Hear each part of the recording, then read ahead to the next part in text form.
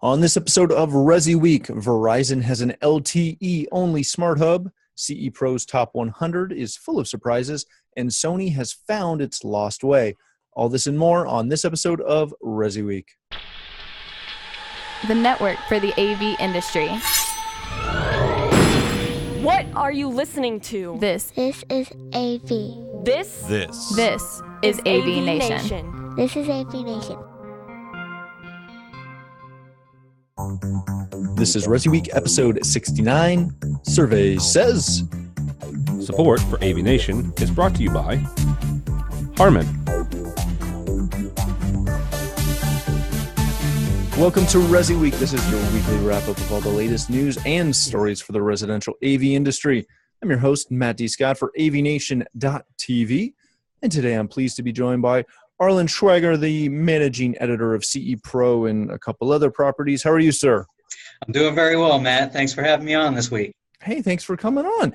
And last but not least, we have Tim Albright. He's the founder of AVNation.tv. And we just celebrated, 300 AV Week episodes? 300 AV weeks. Yeah. Means nothing to nobody. Nope. But Congratulations. Yeah. We're going to get a cake. We're going to get a cake at Infocom. It's going to be small, but we should get a cake. A cupcake. A hostess. Ooh, I love cupcakes. We should totally. We lost this show already. Yep. All right, let's jump right in. Get a free smart hub with that. Ooh, I like it. Let's jump right into a story that comes to us from CE Pro and the one and only Julie Jacobson. It seems that you went to the wrong one. Sorry. Hang on. We can start with this one. No. We're awesome today. We are on the move. Back to it. CE Pro, Julie Jacobson. Verizon is launching an LTE Smart Hub that is all cellular. Now, you may recall that not that long ago, 3 years ago, Verizon started their Quantum router, which had Zigbee, Z-Wave, and a couple other essential capabilities for home automation built into it based on GreenWave and Smart Home as a Service. They've deployed about 300 million units of this, and they've now released this new product. The Smart Hub is a 4G LTE router and home automation hub that is shunning broadband. It is all cellular.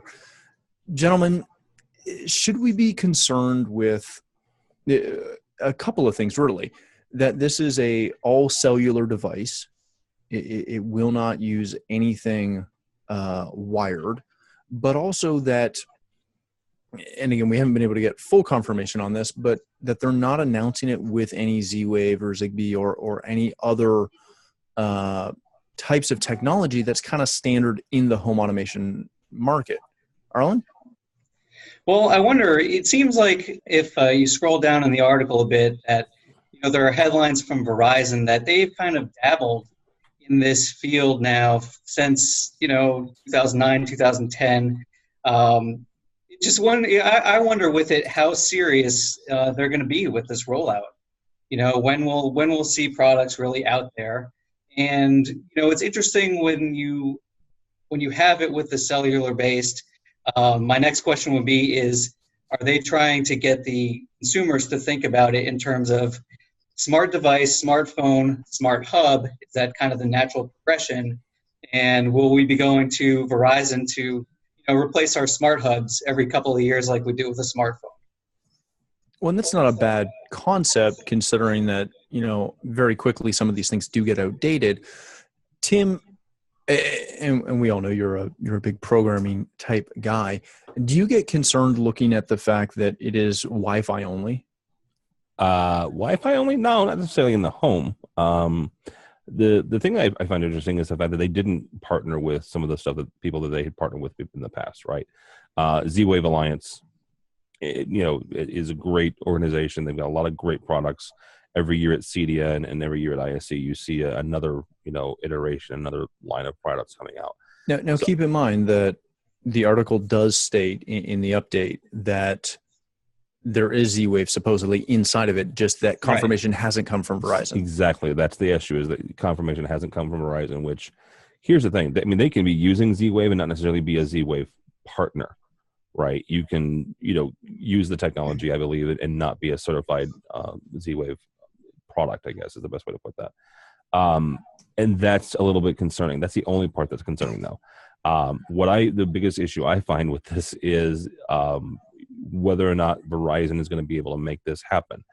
I have had integrator friends in the past who have used, let's call it a similar situation, a similar product, and it's typically home baked, right? Where they'll use a Verizon card inside, some sort of a Nook device or a small little computer device to provide information of their systems back to a home base, right? Back to their integration firm. And that way they get around any sort of internal wireless and internal networking issues, not having to tunnel through or provide a VLAN. The client doesn't have to provide a VLAN to them. They put this device, it talks to the control processor and provides a backdoor and provides information on the health of the system and this, that, and the other in case anything goes down, what have you. So it's not unusual or new that Verizon is using the cellular network. What is new, though, is the fact that they're doing it in the home, and the fact that they're getting more and more into home automation. And I don't have a bone against Verizon.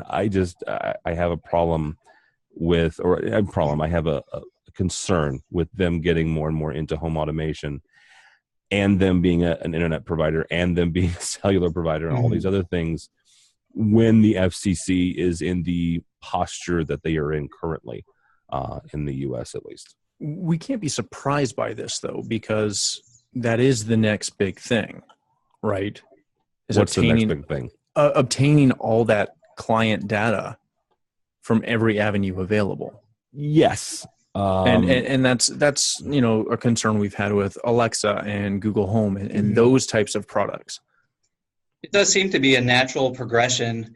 You do wonder, though, if they're going to be as serious about it as a company, a mass provider like a Comcast Xfinity, where we've heard, like I said, we've heard from them before, but we really haven't seen them make much headway with it. But clearly they do have things like advertising power that companies such as Xfinity and ADT have really been able to get a lot done with that. And it's going to come down to whether or not how comfortable people are. First of all, whether or not they know what kind of information it's being gathered. Now, as long as the New York Times and the Wall Street Journal keep doing their job as far as what the FCC is doing, in allowing providers like this to access your data, letting the clients know exactly what Verizon or Amazon or Google or whoever is collecting about you. And then you go, okay, then as long as you're okay with that, then the price point is great, right? It's $200. That's what Alexa is, right? It's $200. And I think it's $30 or $40 a month, $40 a month for the service itself. So the barrier to entry, as far as financially, is low, or at least relative to other smart devices, other home devices.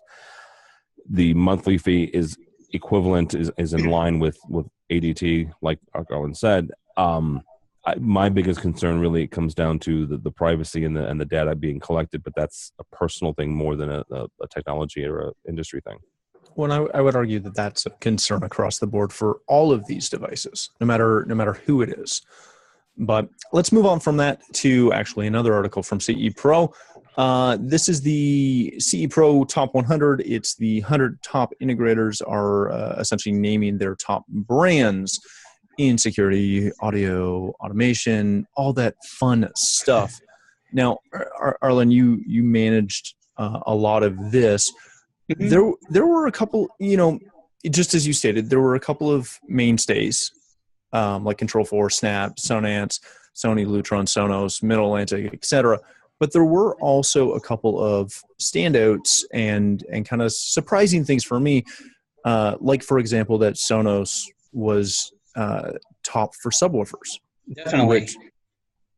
And that's certainly one of the points of discussion for the CE Pro 100 list. Before we get into it, if if I could just give a little background about the list itself and how we do it, just because there are a couple of caveats.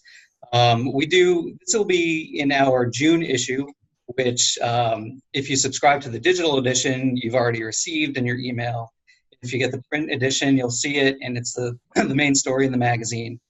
And what it is every year we put together in our May issue, CE Pro 100, where we solicit information from what we call the highest grossing, highest revenue integrators. And really, as 100 integrators, it's certainly not representative of the entire industry. So that's one thing to keep in mind. But these guys do give us a lot of information, or we ask a lot of information when we ask for their entries that they do every year. And of course, every year, companies go into it, companies leave it.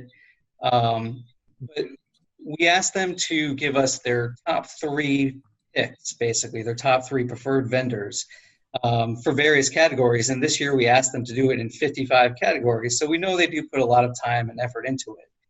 And our senior editor, Bob Archer, collects the data every year. And our editor, Jason Knott, works with me to go over the list, look at everything involved with it, make sure all the, I's are dotted and the T's are crossed and all that. And what's interesting, I've been working on this with Bob and Jason now for over a decade. And even though it is kind of a small sample size when you think, oh, well, it's, the 100 highest grossing integrators, it really does reflect the industry. And that to me it's particularly noticeable with a company like Sonos, because this was the first year that we broke out subwoofers on its own as a category, and to have them as the top company mentioned, along with Sonos also leading the soundbar category, which we wound up breaking out a couple years ago when that was becoming very huge. And then also for the wireless audio category. And this year, along with leading the subwoofers, Sonos was also right up there in the top, what we call the in-room or freestanding speakers. So really what it tells us is that even though the integrators, you'll hear a lot of grumbling about them, about Sonos, and, there's no margins, or, they're not expensive or anything like that, not the true CEDIA type of company.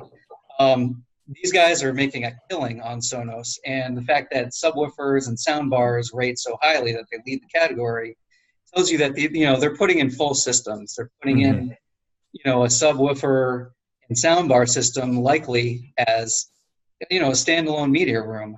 And then not only that, but if these guys are working in houses where you still might be talking about 3,000 to 5,000 square feet, chances are they're doing a lot of Sonos in all these rooms. So to me, that was certainly a big thing that we saw this year. Now, something else that I don't want to say surprised me, because it shouldn't be surprising, but I was intrigued by how many categories Snap is now leading in, because they're, and this is going to sound derogatory, and I don't mean it to. No, Matt, it's like you're like totally reading my mind in terms of the notes that I was taking when I was going through it to prepare for this, because Snap was the first thing that I had mentioned. Oh, completely. It's one of those things where, not that they're the monoprice or anything like that, but they've always been kind of shunned a little bit, again, by a lot of those bigger dealers and those guys that are supposedly doing larger systems. And they're realizing through this list that they can make either more money or be more profitable or what, for whatever reason, they're running those divisions. Is that just an attribution to Snap doing good business, or is that a profitability, or how do we look at that and judge that? I'd say it's all of that. In terms of the way that they've built their company. Just extremely smart, and I can tell you from some of the reviews that in talking with Bob, who also does most of the CE Pro reviews, things like their episode speakers, that they've really improved the build quality over the years. So I think they've been able to build some trust with integrators with their construction of their products and performance of their products. But then, like, you look at in the last couple of years where they've expanded into, say, their Sunbright TV brand, now, that becomes category leader because that company has dominated the outdoor video.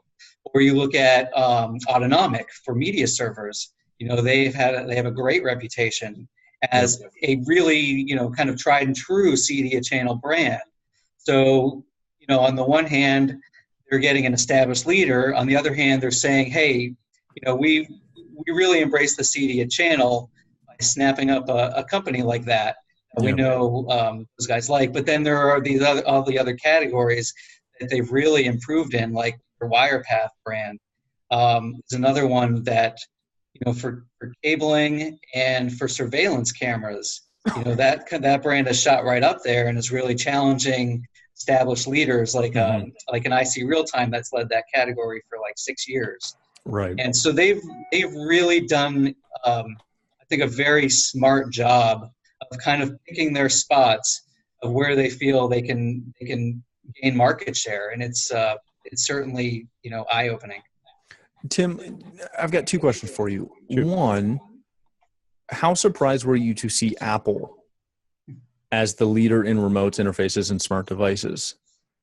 And two, does looking at a list like this and downloading and really digging into it, is this something that should give a residential dealer an opportunity to maybe reshape their business a little bit, looking at what these top 100 guys are doing and saying, I've been a little stuck up over not selling Sonos, or I'm not selling, whatever it is, because I'm selling something cheaper?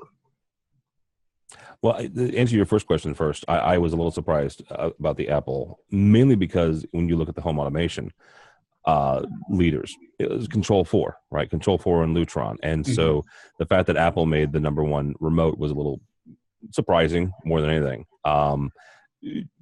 When you look at it, though, from a consumer electronics standpoint, it's not surprising, right? So from one side, the residential CEDIA channel, I was a little surprised the fact that, they made that remote over Control 4s or RTIs or whoever's. But from the consumer electronics, it was not surprising at all. As far as giving dealers, I love this list. And the reason I love this list and the way I love this article is for folks who use the term Matt stuck up. I would say it's more he's stuck in a stubborn. Stubborn. I'm gonna get hate mail for that one. I like that one, Arlen. Stubborn. It's because you have relationships with people, and every integrator does. Right? Whether it's Richie Fregosa, it's you, Matt, it's our buddy Joe Whitaker, whoever. You guys have relationships with people, and those relationships go way back, right? Richie's been programming Crestron for 25, 30 years at this point. Those relationships mean something. However, there's a lot to be said for up-and-comers. There's a lot to be said for taking a chance. And there's also a lot to be said for listening to your peers and listening to what they're doing and how they're doing it.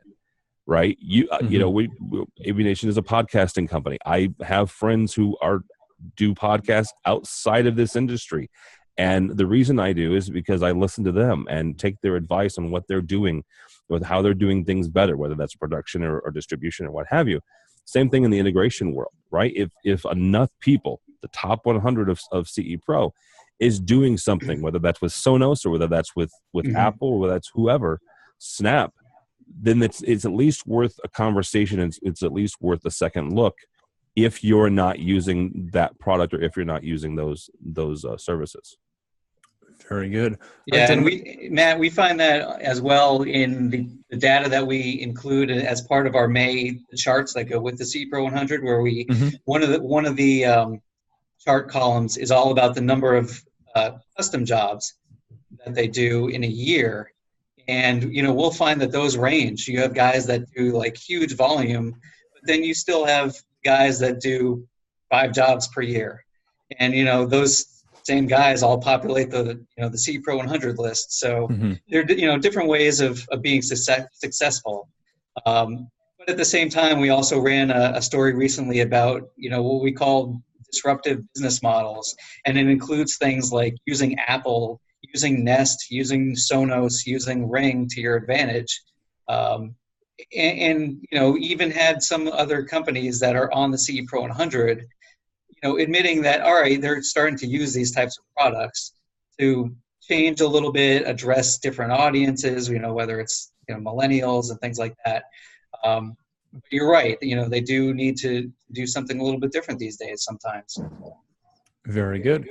All right, gentlemen, let's move on to an article that comes to us from strategy.com and Mr. Ted Green, who I think has a birthday today. He does. He does. May Happy 30th. Birthday, Ted.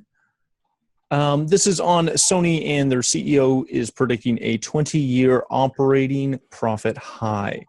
As you read through this, you'll grab a couple of real good points, but a couple that stood out to me was that the majority of this operating profit is coming from their semiconductors and their gaming division, which really shouldn't be a huge surprise, knowing where the company has stood, but also that they're finding that their TVs are becoming profitable again. Now, we saw that in the 100 list that Sony's TV was, again, for, I don't know, how long has it been since they've been in that top spot for TVs, Arlen? Well, it's either been them or Samsung. Okay. But, the thing that's interesting, I think, about Sony and, how they did kind of gloss over the AV end of those profits. We're seeing that in terms of 4K, they've made such a big push, and they're one company that's really in a prime position to do 4K throughout the chain, really. From Yep. the content, the video production, residential displays, and the even Blu-ray players. It's funny, within the CE Pro 100 list, 71% of the guys said that they installed Sony 4K Blu-ray, or it's just Sony Blu-ray. So we know that's not dead, where people might say it's physical media dead. But Sony, in terms of the video, their projectors are being really well placed, and we're seeing that. Granted, from being the CDA channel, it is maybe at the higher point than mass market, but to me, their video is really killing it right now. Arlen, let me ask you a question though. Hasn't Sony though had an issue in the past with capitalizing on that entire chain, because they're so siloed? The company itself, right? We're talking from a corporate structure. Their corporate structure is so siloed that they really haven't capitalized on the entire chain. Well, I think with them also, sometimes it's one of those where, they have too many baskets that they're trying to fill, or they're trying to focus on high-res audio, so maybe one CEDIA they're showing that too much. Or at CES, you find, well, their booth is mammoth at CES, but that's not the show that integrators go to. So why don't they do a booth that's like that would blow everyone out of the water at CEDIA? They put all their, it seems like they put more of the effort into CES than CEDIA. But that being said, at the same time, we do see on the CEDIA side of things, both in and out of the CE Pro 100, these guys are still going to Sony a lot for their home theaters these days. Whether it's the Mark of Excellence Awards or our sister publication, Electronic House, the Home of the Year Awards, almost unanimously use Sony projection in there. And, when it comes to flat panels, you're really talking about Sony or Samsung. Yeah. Tim, do you find it, to Arlen's point, do you find it surprising that they silo when they come to CEDIA versus when they go to CES and it's, hey, we're Sony and whoa, this is everything we have? It is surprising because of what they do at CES, right? Mm-hmm. And I wish, and good Lord, I'm a child of the 80s, so I had a Walkman, and of course. I've loved Sony for years, and way back in my early days in broadcasting, used Sony, Sony M7 cameras. The suckers were like this big, and they were 10, 20, 30 pounds. But they do tend to silo a lot. And the fact that at one show, they're like, we're Sony, and this is what we do, boom. And other shows were like, NAB, for example, right? NAB, if you go there, it's primarily Sony cameras. Nothing against Sony cameras. Love Sony cameras. We use Sony cameras, right? but that's it, right? It's not, hey, we're Sony at NAB, so if you use us, your workflow is going to be so much better from capture all the way through distribution. No, it's we're Sony cameras and this is what we do. When you look at the areas that they were looking for future development in, does that brighten the concept of Sony's future with them going after AI, going after virtual reality, going after healthcare, going after robotics? Or is that something where, yeah, they're going to do that because that's where the technology is going, opposed to that will have any impact on the CDO or even Infocom channel? Well, I was wondering, when I read that and it mentioned the AI and the voice control, and they may be developing their own voice control platform. Of course, my immediate instinct was, well, are they going to try like a Sonos type of product, or like an Amazon Echo type of product, where they include, make it easier, where you could just talk to it and say, hey, play my, Sony streaming media collection or whatever. But then, yeah, some of the other things like the medical imaging would be a place for them to go with their 4K, because, that way they can really hit that market. So again, it seems like it might be touching upon home entertainment, but it does seem from their standpoint that outside of perhaps, making the PlayStation the hub of everything, they are a little bit unsure of how they really want to get into the home entertainment, or if they want to, focus more on these commercial types of fields, perhaps. Well, this is not new for Sony either, right? I mean, they've had a history of missteps. I mean, they famously lost the beta and VHS wars, and they doubled down and tripled down, and depending on who you talk to, spent billions of dollars to make darn sure they weren't gonna lose the Blu-ray HD DVD war, right? But that being said, this is 2017. We recently went through a website change, and I had to listen and watch an awful lot of our old shows. Let's just put it that way. And I was looking back into 2012 and 2013, and we were commenting on how poor Sony was doing, and how misguided and just kind of a lost child in the woods. Now it seems like they're not, right? Now it feels like, or it seems like from a product standpoint, from a marketing standpoint, that they're not. Again, I still wish that they would say, this is everything we do as Sony, but from a commercial standpoint, and even the residential AV standpoint, they seem to have a whole lot better footing than they did maybe 2 or 3 years ago. But does it concern you, because they've had a lot of executive level changes, like a lot of turnover those last. But that's 3 what 4 they years. do. I mean, you talk to anybody that knows Sony, they change courses every 4 or 5 years. But that's my concern: is will they lose the momentum that they've got right now by this time next year? Probably. or well, like I said before, in terms of video, I feel like they've really cemented their position as a leader in basically all facets of that. In the home environment, they're all over it with there. For me personally, as an audio fan, they put a big marketing push into high resolution audio, and it seems like they came out with a couple of really interesting products for that. But then it was one of those things where, well, I don't know how much we're going to talk about it until the next trade show. So it's like a once a year, here's our refresh, and I'd love to hear them continuously give us more news and more products. But I understand also that that's how big companies work when it comes to focusing, toward their big rollouts at the trade shows as well. But I feel like that's a lot of opportunity there, especially for the CDA channel, because you talk about clients who are real audio fans, and they have these products that support them now, that the dealers can really go back to them and say, hey, we know you're into this. Have you heard about all these things that just came out in the last couple of years?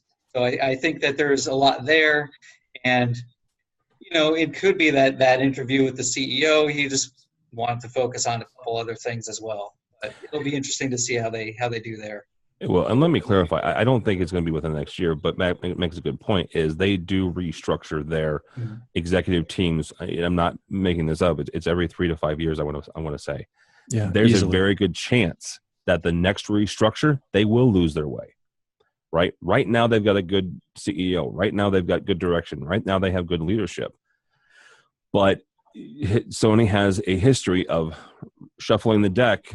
And internally, I'm not a Sony stockholder. I don't work there. I have no idea why they feel the need to reshuffle the deck every few years. But they have a very good opportunity to either keep going the way they're going, or they get a new CEO. You don't really know what's going to happen until that new CEO gets in place and they lay out their own plan for the future. Very good. All right, gentlemen, thank you so much for coming on today. Arlen, where can people connect with you? Thanks, guys. I'm on Twitter at Arlen Schweiger. It's easy enough to find. You can find me at cepro.com and in the magazine, CE Pro. We come out monthly. And then some of our other properties, Commercial Integrator, Security Sales and Integration, and Campus Safety magazines. So, again, thanks so much for having me on. Really appreciate it. Hey, well, thanks for being here and adding some insight to that 100. Tim, thanks again for joining me and not fully taking over my show. No, I tried not to. Where can people find you?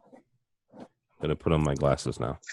If you're watching the video, I'm wearing my Peerless AV glasses. Because he's fancy like that. Infocom. I am. These have a bottle opener on the thing. I'm not sure what are they, that's used 3D? for. They're not 3D glasses. They're sunglasses. They're simply sunglasses. He wouldn't be wearing them if they were 3D. No, I hate 3D. No, we all know that's something that's dead. That's something. Well, it's in hibernation. It will resurface. Twitter, I guess, TD Albright, Tim David Albright on Twitter, or the website, which you'll talk about in a second. Excellent. For myself, you can find me at Matt D. Scott on Twitter and every other social network. But more importantly, please take a moment to stop by AVNation.tv. You'll find this show as well as a wide variety of our other shows with all the verticals that we cover. When you visit the website, please take a moment to check out our underwriters. We're extremely thankful for their support and ask that you support them as well. Thanks again for watching, and that's all the time we have for this episode of ResiWeek.